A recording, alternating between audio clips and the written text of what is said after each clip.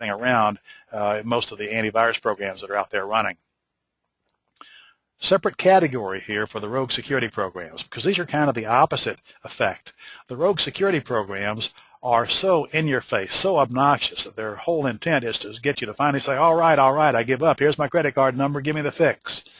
Now, the rogue security programs are never going to fix, even if you do pay for it. They may appear to go away, but they're still there. So even paying for one of those fixes is not a solution.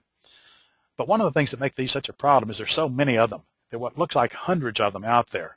And I've listed some of the most common ones over the last couple of years. These are listed in alphabetical order, not in order of appearance or popularity. But Internet Security 2010, Personal Antivirus, Total Security, Windows Recovery, XP Antivirus are some of the main ones.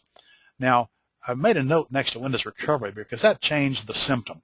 With the others, they would typically pop up, again, mostly at Windows startup time and say, we detected a virus on your system, or multiple viruses, usually hundreds of them, and try to scare you into paying for their software. When Windows Recovery came out about a year ago, it took a different approach. It realized that more people had caught on to the idea that these were bogus security warnings. So Windows Recovery pops up and says, uh-oh, your hard drive's starting to fail. Found a bunch of bad sectors.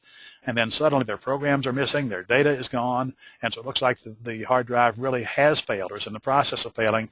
So surprise, surprise, give them your credit card number and they'll fix all that for you. But again, all these are bogus, but the difference between the rogue security programs and the traditional viruses, worms, and Trojan horses is their visibility. The rogue security programs are very much in your face. It's very obvious as something that needs to be handled. And so that's what we're dealing with here. But back to the different antivirus or the rogue security programs that are out there, two things have happened in that environment. The people that produce those have them out there under those different names, but they also sell the source code to other people that want to be rogue security program creators.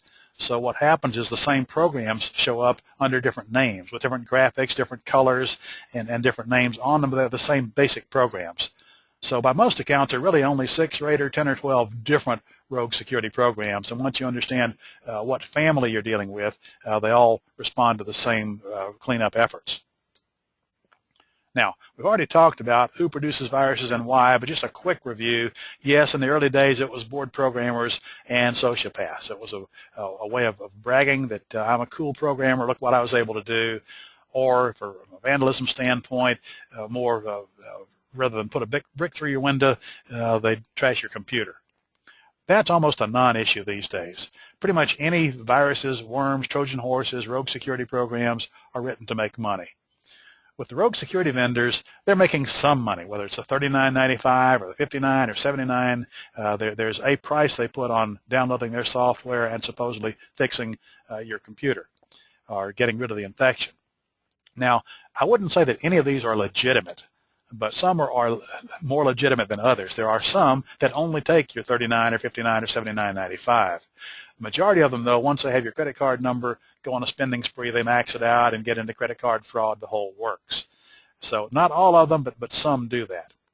So unfortunately, this goes back to one of the common, I'd say, misconceptions or conspiracy theories. A lot of people over the years have thought that viruses were being produced by Norton and McAfee and the companies that were selling antivirus software to keep them in business.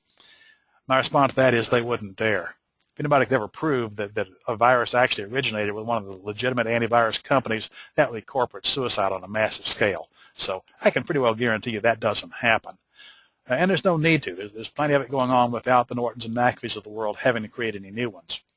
But unfortunately, the rogue security vendors have kind of blurred that line because they are companies that are benefiting from selling software to fix problems they've created. So unfortunate, but that's kind of the distinction there. But where the big money is coming in, it's attracted organized crime.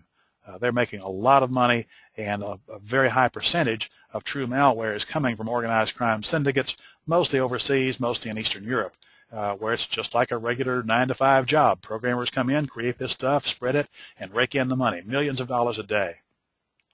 There's one other aspect that's certainly out there. It's not a big part of what we normally deal with, but just to verify that there is such a thing. Some foreign governments, and I'm sure our government, the U.S. government, does some of this as well, looking into potential military implications of viruses. possibly compromising infrastructure, being able to shut down the power grid, or things like that. Probably the most significant example of that we've heard about has been the Stuxnet virus that appears to have been written to be able to take down the nuclear power plants in Iran. So that's one example of a government operation, but again, I'm sure there's a lot more going on that we don't know about. But back to making money, and how do they do it? A lot of ways, ranging from almost zero risk of getting caught, but high reward to higher reward and potentially higher risk as well. But a few of the highlights. Any virus that's spread through email, one of the first things it's going to do is to find all the email addresses that it can on that infected computer and in turn resell those. As you know, email addresses have a value. Even if it's only 10 to 20, 30 cents a piece, when you have hundreds of thousands or millions of them, that's a pretty significant income stream. Going into higher risk and more labor intensive, but certainly worth the effort for some of these people, are things like identity theft, leading into credit card fraud and bank fraud. Very common when you're dealing with individual users or small business computers. Could be a factor in larger organizations as well, but it's more a small business and home computer user. Although another fast-growing area in this category is churches and nonprofit organizations, very popular targets for bank fraud, and it happens all the time now. Another thing that is sometimes being used to make money is a form of extortion. What the bad guys will do is on the infected computer go out and encrypt all the files, then send you an email saying pay up and we'll give you the encryption key. In other words, if you want to ever see your data again, it's going to cost you. Typically when they're doing that, the demand is for about $250. And that's a low enough threshold that a lot of users just kind of swallow hard and say, well, I really don't like doing this, but I got to get my data back. It's worth $250 to me. So that's a way of making money. On the corporate side, logon credentials, usernames, and passwords have a very high value on the black market, especially when that can lead into corporate or industrial espionage. A lot of different areas that are ripe for fraud there and for targeting by the bad guys, whether it's trade secrets, customer list, copyright, patented information, merger and acquisition activity, all of that there's again a very high value for, and that leads into what's known as spear phishing, to go directly after targeted individuals within one of those large organizations. So a lot of money to be made, but the big money is in what's known as botnets. Here again, I'm sure most of you are familiar with botnets, know exactly what I'm talking about, but just to fine-tune it here, a botnet is a network of hijacked bot or zombie computers that the bot master, the bot herder, or the virus writer in turn can sell access to. So that botnet is being used to send out most of the spam.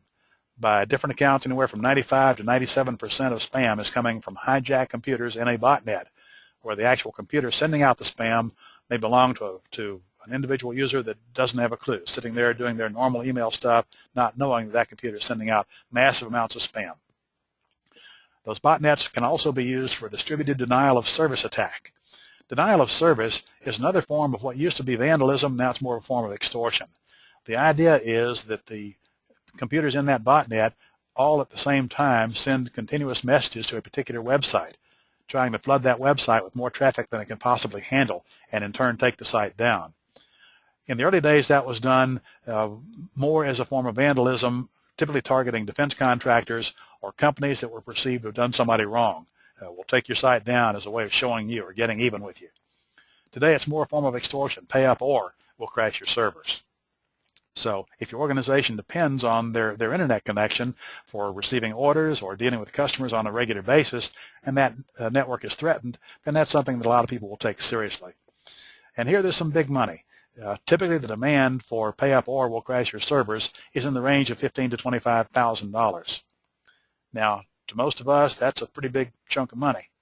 But to a lot of the organizations they're targeted, that may be an hour's worth of business. And typically when they're doing that type of attack, it's not targeting the monster users, the Amazons, the eBays, the Microsofts that will do whatever it takes to block those attacks. They're more commonly going after the kind of the shady operators, the porn sites, the drug sites, gambling sites, things like that, where they're not really anxious to get law enforcement involved, but they're very much aware of how much it could cost them if their network does go down. And the final point of the botnets is it's frequently using those hijacked computers to store their illegal software, whether it's pirated copies of Photoshop or Office or applications like that, music, movies, DVDs, pirated videos, or possibly worst of all is using those hijacked computers to store child pornography or other software, other images they don't want to show up on their own machines. Why tie up their computers, put them on the hijacked ones? So that's how botnets are making massive amounts of money, again, mostly for organized crime. Now, that's nice, interesting background, but how does this affect you? The obvious answer is that you need to be aware, which you already are, aware your users are vulnerable, and the problem is getting worse. So no matter how many or what kind of users you're supporting, they are much more likely now to be infected by malware of one form or another. And that malware has gotten much more sophisticated. There may be no obvious symptoms. They may not know they're infected. And unless you know exactly what to look for, that malware could stay on those computers undetected for days, weeks, or even months. And in a lot of cases, the traditional approaches to removing these programs are not available to you.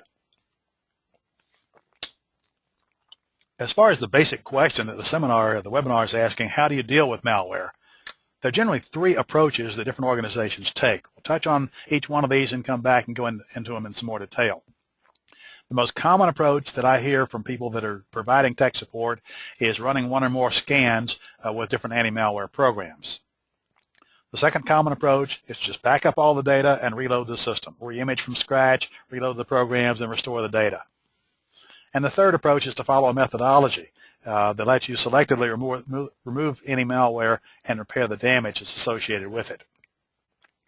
Now, out of those three possible approaches, these are the results I've gotten from talking to a lot of support organizations over the last couple of years. The actual numbers I've found is that 68% of them, their first approach is to run one or most commonly multiple scans by popular software. 23% routinely re-image the hard drive. That is just their approach to solving a malware issue, back up the data, re-image, and take it from there. In my survey, 9% followed a defined methodology, a step-by-step procedure to methodically remove the malware and leave the system in its uninfected state. Now, just one further note here is this is their first approach, and in some cases it may end up moving into one of the others, especially if you're relying on multiple scans, they don't find anything or won't run, then sometimes they go to plan B, which is to go ahead and re-image. So, typical results. Here again, based on conversations with well over 100 shops over the last couple of years. The average shop, most technicians spend somewhere between 3 hours and 3 days on malware cleanup. And the median is 1 full day. So a little bit about those hourly figures. Granted, a lot of it is not technician hands-on time to get it done. Especially if you start a scan, it takes an hour or 2 or 3 or 4 or 5. You come back to it a few hours later or the next day and start up another scan. So that's not technician time that it requires, but it is time that computer is not available to the user. So that's a very significant factor, even if it's not actual hands-on technician time. Another typical result is there's some malware they just can't get rid of. Some of it is too elusive, too well hidden, or has itself too well protected to be able to get rid of using these traditional approaches. And worse yet, in some cases, the technician thinks they've got rid of the virus, they give the computer back to the user, and get it back the next day the virus came back. It either wasn't really completely removed or it had its hooks deep enough in there to figure out you'd removed it and brought it back in. So there again, a lot of times re-imaging is chosen as what's believed to be the quickest fix.